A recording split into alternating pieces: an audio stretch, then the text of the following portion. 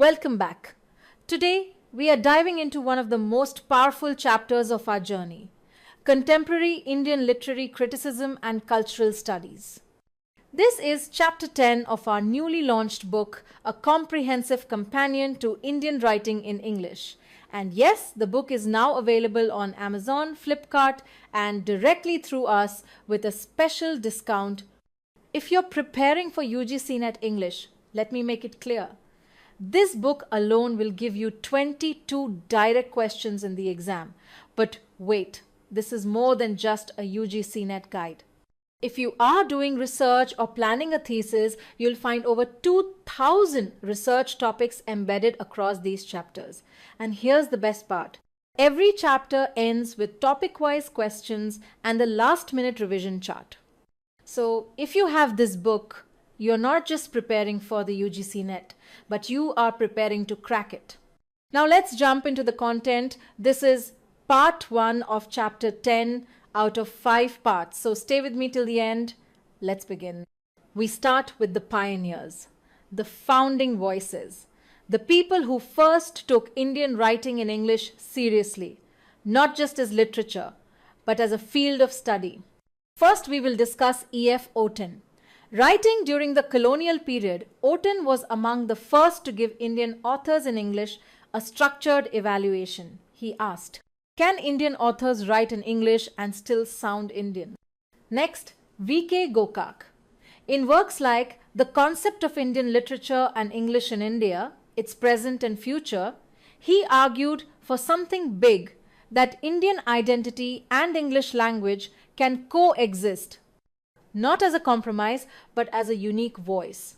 On the other hand, K.R. Srinivasa Iyengar's book, Indian Writing in English, published in 1962.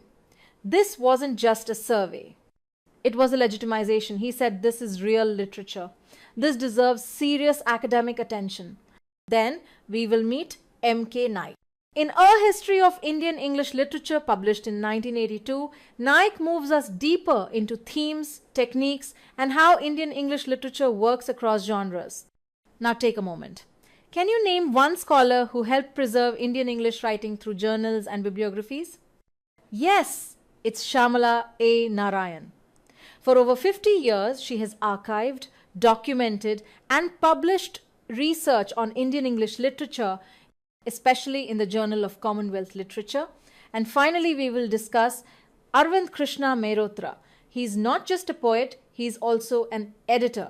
His Oxford India Anthology of 12 Modern Indian Poets gave international visibility to Indian English poetry, poems that are bold, experimental, and deeply Indian in rhythm and thought.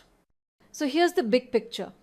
These 6 thinkers, Oaten, Gokak, Iyengar, Naik, Narayan, Mehrotra, they gave Indian writing in English its foundation. Without them, the field wouldn't exist the way it does today. Let's go back to the early 20th century to a scholar named Edward Farley Oaten.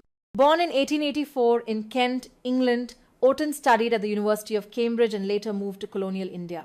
From 1909, he spent nearly a decade teaching history and English at Presidency College, Calcutta. His key work, A Sketch of Anglo-Indian Literature, written in 1907, is one of the first serious attempts to map how English writers portrayed India.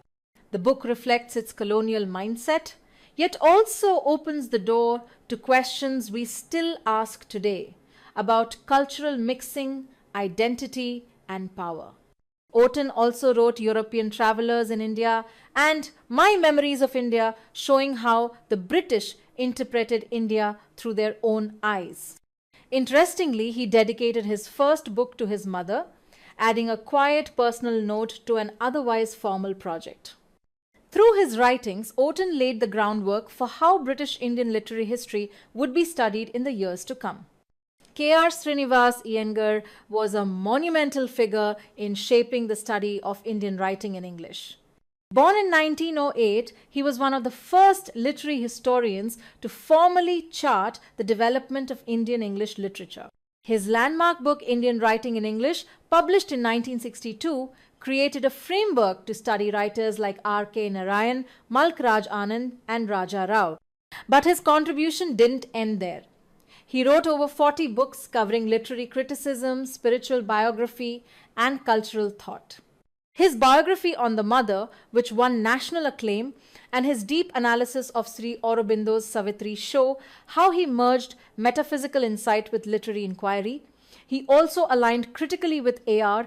Srinivasa Iyengar's The Indian Contribution to English Literature, helping construct a shared intellectual tradition.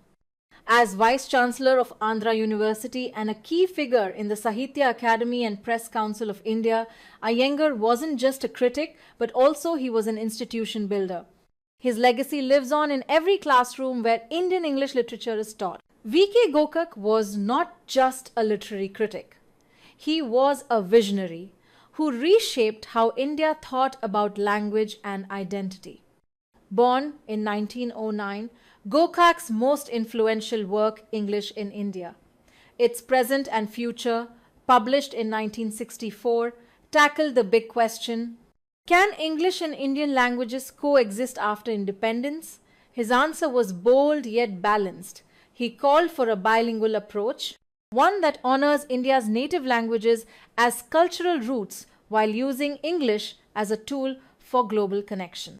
In his essay, The Concept of Indian Literature, he expanded the idea of literature beyond language boundaries, arguing for an integrated Indian literary tradition. He also played a crucial role in legitimizing Indian English poetry in academia. Through his writing, teaching, and policy reflections, Gokak helped define India's multilingual future. Even today, his voice echoes in debates on language, education, and literary identity across the country. Let's meet M.K. Naik, one of the most influential voices in Indian English literary criticism. In 1982, he wrote A History of Indian English Literature, the very first comprehensive map of Indian English writing. But this wasn't just a list of names. Naik traced the journey from colonial education systems to the rise of post-colonial literary identity. His work stands out for one important reason: inclusivity. He highlighted not only the big names, but also brought attention to women writers, regional voices, and new generations shaping the field. Covering poetry, fiction, and drama, Naik's structured and clear style made this book a favorite among students, teachers, and researchers. He didn't just write history, but he built a foundation for how Indian writing in English is studied today. If you've ever read Indian English literature with academic seriousness, chances are you owe a nod to M.K. Naik. Now let's turn to David McCutchion, a name every serious student of Indian English literature should know. In 1971, McCutchion published Indian Writing in English, Critical Essays. At a time when this field wasn't taken seriously, his work did something radical. It treated Indian English literature as worthy of deep critical attention. He explored themes, narrative style, and the blending of Indian and English languages. More than that, he questioned colonial hierarchies and asked, can literature from a colonized nation stand on its own global stage? McCutchion said yes, and backed it with theory. His work focused on authenticity, translation, and the form of storytelling. He built a new critical lens zone that influenced the rise of postcolonial theory. Thanks to him, Indian writing in English found its early validation in global academia, and that changed everything. Now pause for a second. Have you ever wondered what makes Indian English novels feel both Indian and Western at the same time? Let me introduce you to Meenakshi Mukherjee. In 1971, she wrote The Twice Born Fiction, one of the first serious critical studies of the Indo-Anglian novel. She explored how writers like R.K. Narayan, Malk, Rajanand, and Raja Rao were not just writing in English, but writing from a space of cultural in-betweenness. They were navigating identity, language, and storytelling across two worlds. But that's not all. Her later essays, compiled in The Perishable Empire, went even deeper. She examined how history, politics, and linguistic choices shape Indian English literature. Mukherjee didn't just study literature. She gave us the tools to understand its deeper struggles and strengths. So, here's a question for you. Can a language of the colonizer become a tool of resistance? Pause the video, think about it, and let's continue. Quick question. Who's the scholar behind the scenes making sure Indian writing in English has a proper record, a real presence in world literature? That's Professor Shyamala A. Narayan. Since 1972, she has curated the Indian section of the Bibliography of Commonwealth Literature in the Journal of Commonwealth Literature. Imagine that. Every year, tracking every book, every paper, every shift in the field. She's authored 6 books, written over 100 scholarly articles, and shaped syllabi as the head of English at Jamia Millia Islamia. But here's the twist. While others were debating theory, she built the infrastructure like journals, bibliographies, research pathways. She even served on the Sahitya Academy and Commonwealth Writers' Prize juries. Her work helped decide what counts as great Indian literature. Now pause and think. Without bibliographies and documentation, how would we even know our own literary history? Let's take a moment to appreciate the scholars who archive, preserve, and protect the story of Indian English literature. Here's a name that every poetry lover and literary scholar should know: Arvind Krishna Mehrotra. Born in 1947 in Lahore, Mehrotra is not just a poet, he's a translator, editor, and critic who's redefined the poetic landscape of Indian writing in English. His biggest impact? The Oxford India Anthology of 12 Modern Indian Poets from 1992. This wasn't just a collection, it was a declaration that Indian English poetry had arrived bold and unapologetic. His translations like The Absent Traveller and Songs of Kabir bring ancient Indian voices into modern rhythm. He bridges Prakrit and Kabir with global modernism. And then come the critical works like History of Indian Literature in English, Partial Recall, Translating the Indian Past. Here he explores how memory, culture, and translation shape what we read and how we read it. Now pause. Which Indian poet gave voice to both the local and the global, the ancient and the experimental? That's Arvind Krishna Mehrotra. A bridge between centuries, a voice for all times. Let's talk about one of the most lyrical voices in contemporary Indian literary studies, Bashabi Fraser. Born in 1954, Fraser wears many hats: poet, editor, academic, but her true power lies in blending them seamlessly. Her landmark work, Raga and Reels, Visual and Poetic Narratives of Indian Diaspora from 2012, is not just a book, it's an experience. In it, Fraser captures the diasporic heartbeat: migration, memory, belonging. Through poetry, theory, and even visual art, she explores how identity stretches across continents and sometimes in pain, often in beauty. She doesn't just write about displacement, she lives it, reflects on it, and turns it into song. Her work brings Indian English literature into conversation with postcolonial thought and global diaspora studies. Here's a name that reshaped how we think about literature, ethics, and the postcolonial world, that is Leela Gandhi. Born in 1966, Gandhi's postcolonial theory. A critical introduction from 1998 didn't just define a field, it challenged it to grow. She connected postcolonialism to feminism, Marxism, post-structuralism, and even postmodernism. But what truly sets her apart is her emotional lens, what she calls xenophilia, or radical openness to the other. Pause for a second. Have you ever wondered if political resistance could be built on love, care, and spiritual solidarity? That's exactly what she explores in Effective Communities from 2006, tracing unexpected friendships between Western radicals and Indian thinkers like Sri Aurobindo and M.K. Gandhi. And she didn't stop there.